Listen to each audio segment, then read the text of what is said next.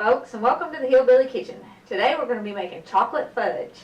Now, chocolate fudge is a holiday classic, and there are kind of some tricks to making fudge, and it's probably going to take you a couple of times to get it to come out right because it's something that you really have to get a feel for.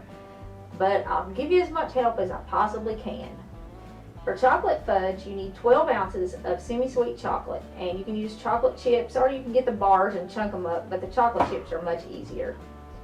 A small jar of marshmallow cream, 7 ounces, and you do want to get the name brand stuff for this. You need 3/4 of a cup of evaporated milk, some real vanilla, and a stick and a half of butter. That's 3/4 of a cup. And 3 cups of sugar. Now, before you start cooking your fudge, you want to select a pan that is the right size for your fudge. And I'm using an 8 by 11, which is just about perfect for a regular batch of chocolate fudge. Now, before you start cooking, you also want to butter your pan. And I just use a cold stick of butter and rub it in my pan back and forth both ways on the bottom and then around the sides a little until it's completely covered. Now, set our pan to the side, and we're going to start cooking this on medium. We start with the cream, sugar, and butter, and then we're going to add the chocolate chips, the marshmallow, and the vanilla after it's cooked. I do always put my butter in the pan first. I don't know. Yeah, I guess it probably keeps your sugar and stuff from sticking to the bottom of the pan, which is good because if you started heating the sugar first, you might have a problem. But you don't have to completely melt it, just kind of start it enough so that it coats the bottom. And then dump in the sugar.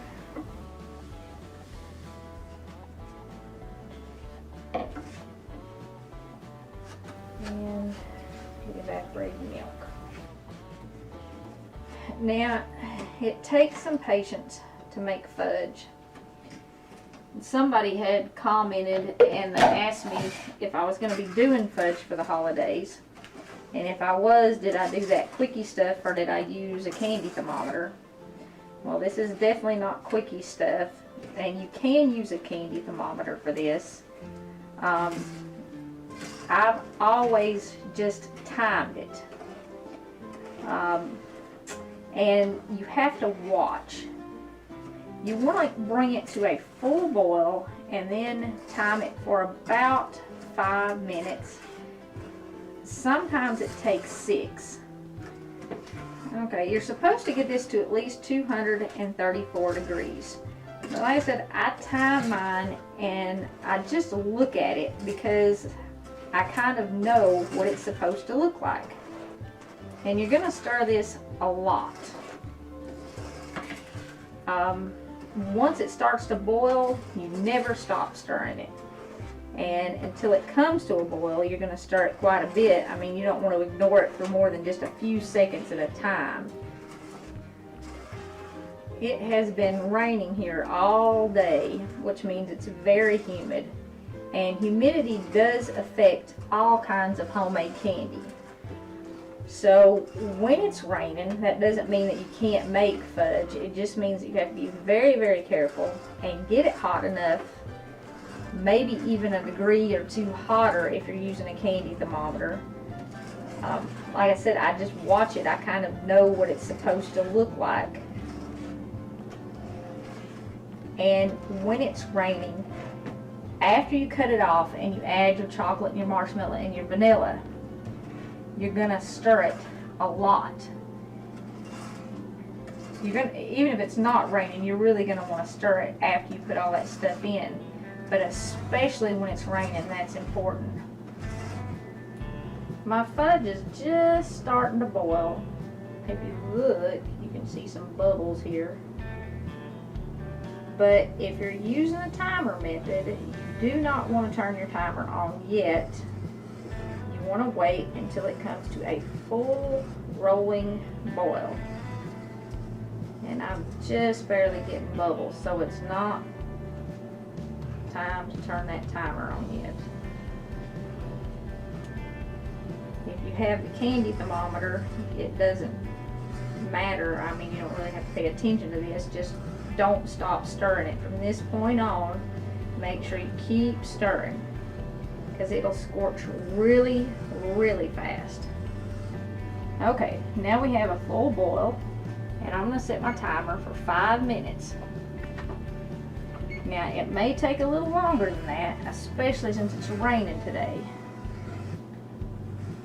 But when my kids were all in school, I would make, I don't know, probably 100 pounds of fudge every year at Christmas. And they would take it to their teachers and the school administrators and their friends. And we would also do chocolate chip cookies and Christmas cookies. And you can make a little gift basket or a gift tin or a gift box.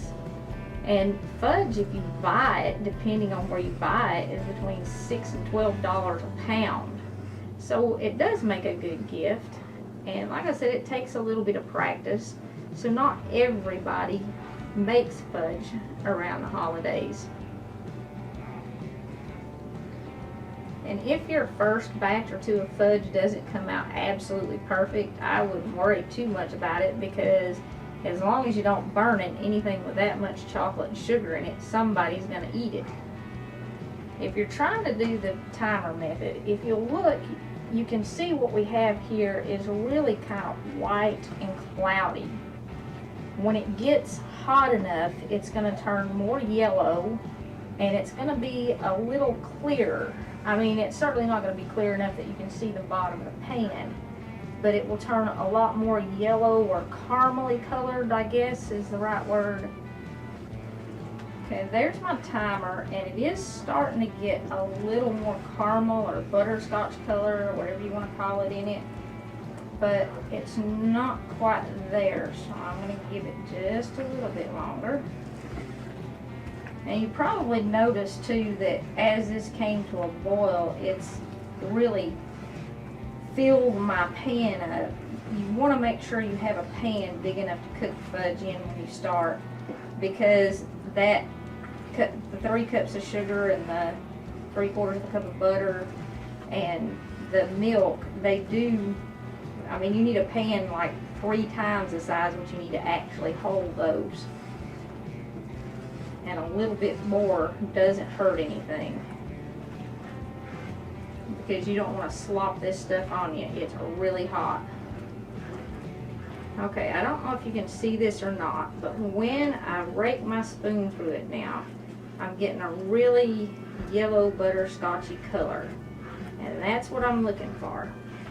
Now, I'm not going to remove this from the heat. I'm just going to turn the heat off.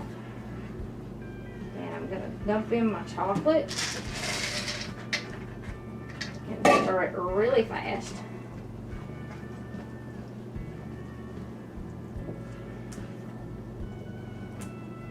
I don't want my chocolate to scorch.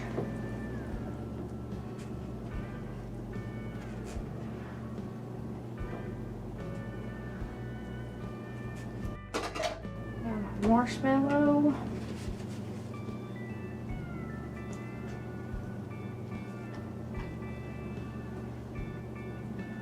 Now this is really stiff, and it is kind of hard to stir. And that's why I leave it on heat, because if it gets cool too quick, you won't be able to mix it in. Add in the vanilla, at least a teaspoon, a little more if you like, and I always put a little more. I probably put 1.5 teaspoons to 2 teaspoons.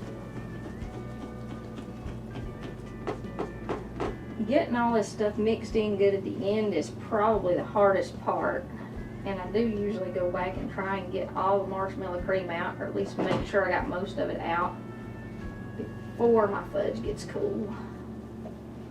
If this is your first time making fudge, you might want to pick a dry day, because it is much easier to get it to come out on a dry day. But you want to stir it at least as much as what I'm doing now, even on a perfectly dry day. because you have to get a little bit of air into your fudge. Years ago, right after my daughter Jackie got married, I was teaching her how to make fudge, and I left her standing at the stove and told her to really stir it good, and I went to do something else, and she stirred it until it got completely cold and it was getting hard, and we had to press it into the pan, and it didn't have that pretty sheen on the top because it had already gotten too cold when we poured it into the pan. So don't stir it until it gets cold and starts to stiffen up on you. Okay, I think that's mixed up good. Now I chose this size pan because I want my fudge to be at least an inch thick.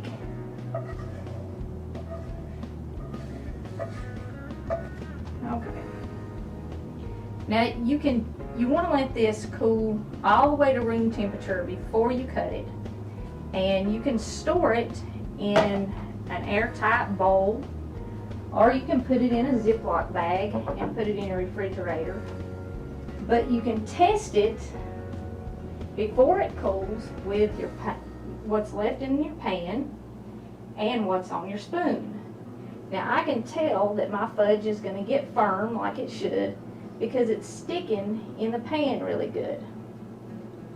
And even though it's still hot, yep, a little bit of it will peel off, and that's what you want.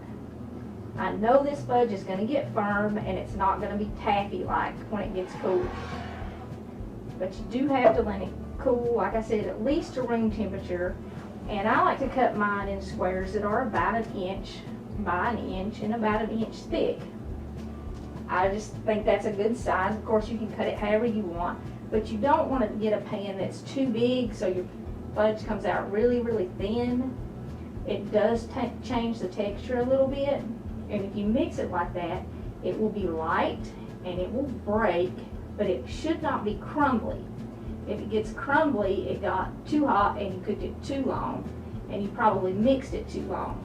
But this looks good. It's sticking together, what's on my finger here, but it's not going to be taffy. I can tell it's not. It is really, really hot still. Like, you would not want to taste it off of this spoon that quick because it'll burn your mouth. So even your spoon, let it cool down a little while before you test it. I hope this video helps all you people who are trying to learn to make fudge this year. And don't forget to make an extra batch or two to share. We appreciate you joining us in the Hillbilly Kitchen. If you haven't already, please don't forget to click like and subscribe before you leave. Click the notification bell, share our videos with all your friends, and until next time, remember to put God first.